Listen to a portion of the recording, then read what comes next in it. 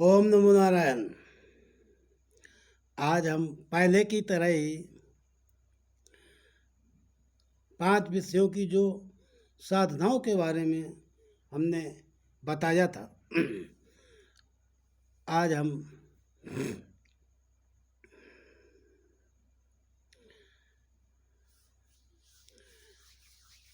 पहले हमने गंध साधना के बारे में बताया, रस साधना के बारे में बताया था। आज हम स्पर्श साधना स्पर्श साधना के बारे में बताएंगे।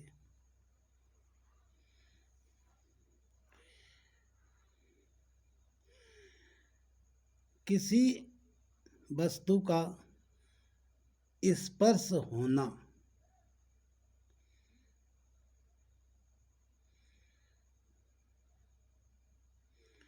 जैसे हम किसी बर्फ के टुकड़े को ले लें या कहीं किसी जगह दीवार में छेद हो, वहाँ से ठंडी हवा आ रही हो अथवा गरम गरम हवा आ रही हो, हम उस जहाँ से ठंडी हवा आ रही है उस जगह हम हाथ लगावें या पीठ या फिर अपने चेहरे को लगाएं तो वहाँ से हमको गरम गरम हवा महसूस होगी। फिर हम ऐसे पीछे को हट जाएं, फिर बैठ करके हम उस गरम हवा का अनुभव करें। या हम किसी भी एक बर्फ़ के टुकड़े को ले लें, उसको हम उस टुकड़े को कहीं भी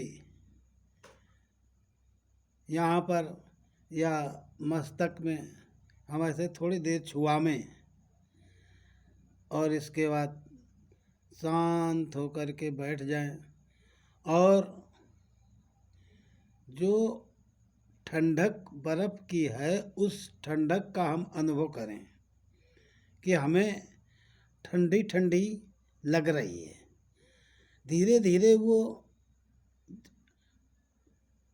ऊपर की ठंड जो है कम होने लगेगी। फिर उस बर्फ़ के टुकड़े को हम वहाँ पर छुआएं और थोड़ी देर छुआए रहें। जब खूब ठंडा लगने लगे फिर हटा लें। फिर हम अनुभव करें कि हमको वो ठंड महसूस हो रही है। इसी तरह से हम जब बार बार करते रहेंगे तो एक समय ऐसा आता है कि बिना बर्फ़ के भी हम उस ठंडक का अनुभव कर सकेंगे। हम उस ठंडक में डूब चुके होंगे। स्पर्श साधना के अंतर्गत हम उसमें डूब गए होंगे, उस ठंडक में। क्यों कि हमारी सारी चित्तवृत्तियाँ, मन, सारा का सारा, सारी की सारी शरीर की ऊर्जा केवल उस ठंडक पर ही लगी होगी कि हमको बिना बर्फ़ के ठंडक महसूस हो रही है। ये स्पर्श साधना उसका केवल अनुभव किया जाता है। जैसे हम देखते हैं हमारे गुरुजन लोग कोई जल में बैठ के करते हैं तो उसका मतलब यही होता है कि वो जल में बैठें कमर तक या गले तक, उस ठंडक के अनुभव में अपने को शांत करते करते फिर ठंडक में ही वो शांत हो जाते हैं। तभी तो सर्दी के सीजन में ये साधना करते हैं, गर्मी में नहीं करते। गर्मी में देखो इसका ठीक उल्टा हिसाब से होता है। गर्मी में कोई आग आसपास जलाता है तो अग्नि की तपन का स्पर्श का अनुभव करता है और उस स्पर्श के अनुभव में अपने को शांत करता है। तो इस तरह से ये स्पर्श साधना हुई। कोई कोई ऐसे ही रेत इकट्ठा करके बैठ जाते हैं 2-4 घंटे के लिए, तो वो शांत हो करके उस रेत को उठा के अपने ऊपर डालते रहते हैं, इधर उधर डालते रहते हैं। शांत हो करके उस रेत की गर्माहट का अनुभव करें और उसमें शांत हों, तब तो उस क्रिया के करने का फायदा मिलता है। ये सब स्पर्श साधना के अंतर्गत है।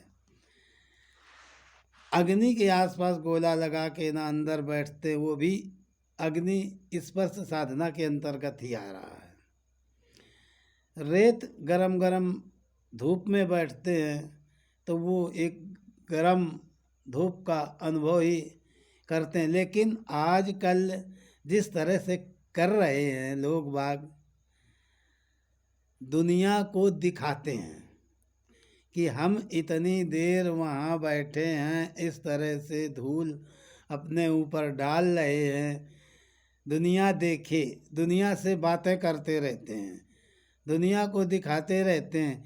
आग का गोला इकट्ठा कर लिया और उसके अंदर बैठे हैं, तो वो 2-3 घंटे तक उसमें कई तरह के आसन लगाते रहते हैं, उल्टा खड़े होना, कहीं कुछ करना, कहीं कुछ करना, उसकी तपन का अनुभव नहीं करते हैं। पानी के अंदर भी बैठ जाते हैं, 12 बजे रात में चले गए, सुबह 4 बजे निकलेंगे। दुनिया वाले देख रहे हैं, हाँ वो देखो बैठे पानी में, ठंड में बैठे हुए हैं। और वो जो बैठे हैं वो भी ये सोच रहे हैं बैठे बैठे, हम ऐसे बैठे हैं, हम इस तरह से बैठ सकते हैं। और 4 कब बजे हम यहाँ से निकले, चेले लोग धुना लगा के तैयार रखें, उसको हम जो है हमें तपा में हम इस तरह से बैठ सकते हैं। हम इतने महीने इस तरह से करेंगे, इतने महीने ऐसे करेंगे, गर्मियों में ऐसे करेंगे। तो उसके स्पर्श, उस गर्मी या सर्दी या ठंडक, इसका अनुभव अपने में नहीं करते हैं। उस ठंडक के स्पर्श में, उस गर्मी के स्पर्श में अपने को शांत नहीं करते और सारा जीवन ये सब करते करते करते करते करते करते करते करते निकल जाता है। फिर कहते हैं कि हमने तो ये सब करके छोड़ दिया, अब हमें कुछ नहीं लेना देना। अरे तो उसमें क्या किया तुमने? एक नट की तरह कला खाते रहे, एक आइटम की तरह दुनिया के सामने बैठे रहे, दुनिया वालों को दिखाते रहे। लेकिन तुमने उस स्पर्श की साधना में अपने को, तभी 1-2 घंटे के लिए वो साधना 2-3 घंटे लगातार की जाती, चाहे धूप में बैठे, चाहे पानी के अंदर 3-4 घंटे, चाहे धूप में, चाहे आग के गोले में बैठे। ये साधना का ही काल होता है। पहले वैदिक साधनाएं ऐसे ही होती थी। ये स्पर्श साधना के अंतर्गत सब आता है। ये स्पर्श साधना के अंतर्गत सब आता है, इसको ही स्पर्श साधना कहते हैं। लेकिन इसको इस तरह, जिस तरह से समझना है उस तरह से कोई नहीं कर रहा है, उसमें उसकी गहराई तक नहीं पहुंचते हैं।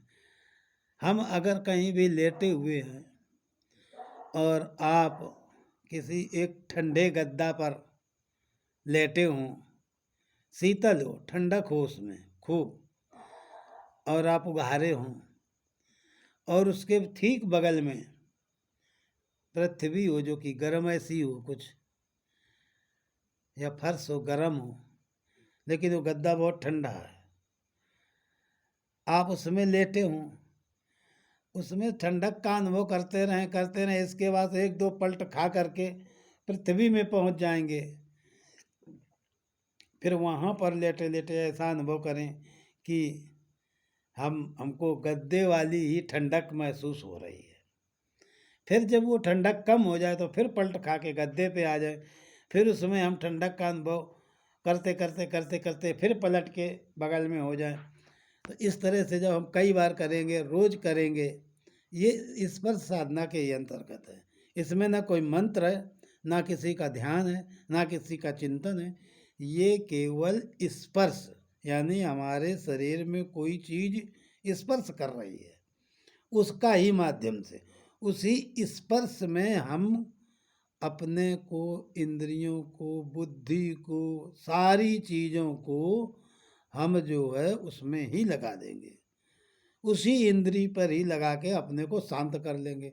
शांत हो जाएंगे, हम डूब जाएंगे आनंद के सागर में, हम अपने केंद्र में हो जाएंगे। और क्या है, ये ही स्पर्श साधना करने के तरीका। कहने का मतलब ये है कि चीज है कहीं, आदमी ढूंढ कहीं रहा है, कर रहा है उसी चीज को, कर रहा है उसी चीज को, लेकिन उससे खुद को अलग किए हुए उसमें खुद को नहीं लगा रहा है, शरीर को लगा रहा है। खुद तो दुनिया के दायरे में चल रहा है। कोई देखे, हम इस तरह से इतने घंटे ऐसे बैठ सकते हैं, हम आग के गोले में इस तरह से बैठ सकते हैं, हमारे लिए इस तरह की व्यवस्था चाहिए, हम इस तरह से धूप में किसी रेत के टीले पर बैठ सकते हैं। हम बैठेंगे आइटम की तरह, दुनिया देखे, दुनिया तमाशा देखे। दुनिया को दिखाने के लिए जो साधना की जाती है वो कभी साधना ही नहीं हो सकती, क्योंकि है तो साधना, लेकिन जब हम ही नहीं उसमें लगे हैं तो साधना फलीभूत नहीं हो सकती, हमको अपने उस केंद्र तक नहीं पहुंचा सकती है। तभी हर व्यक्ति इन चीजों को जीवन भर करते रहता है। गुरुओं के द्वारा सुना, गुरु लोगों ने बताया, करने लगे, लेकिन सब जो कुछ भी किया वो दुनिया को दिखाने के लिए, दुनिया वाले देखें। कहीं भी किया, किसी भी क्षेत्र में किया हो, कुछ भी किया हो, केवल हम दिखावे के चक्कर में बने रहे। हम पानी में भी बैठे दिखावे में, आग के गोले में बैठे दिखावे में, रेत के टीले पर बैठे दिखावे में। दुनिया हमको देखे कि हम इस तरह से ऐसे कर सकते हैं, खुद को उसमें बैठाले हुए हैं। एक कहानी आती है कि एक आदमी तालाब में ठंडी रात में खड़ा रहा। एक राजा के महल में दीपक, लाइट जल रही थी तालाब के किनारे, उसी को देखता रहा।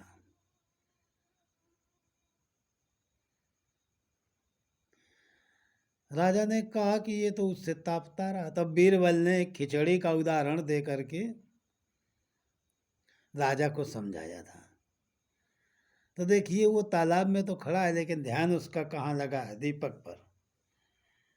इस बहाने से वो खड़ा रहा, उसकी तो एक तरह की साधना हो गई। लेकिन यहाँ पर आदमी तालाब में खड़े होंगे, पानी में बैठेंगे, कहीं ड्रम में भरवा लेते हैं, उसमें बैठते हैं, आसपास आदमी खड़े हैं, आसपास आदमी बातें कर रहे हैं, देख रहे हैं। अब घड़ी देख रहे, कै बज गया, इतना बज गया, अभी 2 घंटे बाकी। और अब उनको ऐसा भी महसूस होता है कि अब हमको ठंड ज़्यादा महसूस हो रही, लेकिन अब 2 घंटे रह गए, बैठे रहे और थोड़ा नहीं, दुनिया वाले क्या कहेंगे? ये सब जो तमाशा लगा करके देख रहे हैं, ये क्या सोचेंगे? अरे ये तो आग में जलने लगे, गर्मी लगने लगी, ये तो छोड़ के चल दिए। ये तो धूप में बैठे बैठे रेत पर गर्मी लगने लगी, ये तो छोड़ के चल दिए। तो किसी तरह से ज़बरदस्ती अपने को रोके रहते हैं, बैठे रहते हैं, दूसरे लोगों से बातें करते रहते हैं, लेकिन उसकी गर्माहट का, उस उसकी ठंडाहट का अनुभव नहीं करते हैं, उस अनुभव में खुद को नहीं डुबाते हैं। तो ये सब करते रहो, कुछ नहीं होने वाला है, ना आज तक हुआ ना अब क्या होगा। क्योंकि जब कोई चीज़ हम कर रहे हैं, पूछो क्यों किया, उससे कुछ बदलाव हुआ, उसमें कुछ तुमको मिला, उसके रहस्य को समझा नहीं, केवल बस वो करते थे तो उन्होंने हमको बताया, हम भी करने लगे, हमने भी छोड़ दिया, 4 साल 5 साल 8 साल 10 साल किया, 15 साल किया, कहना छोड़ दिया।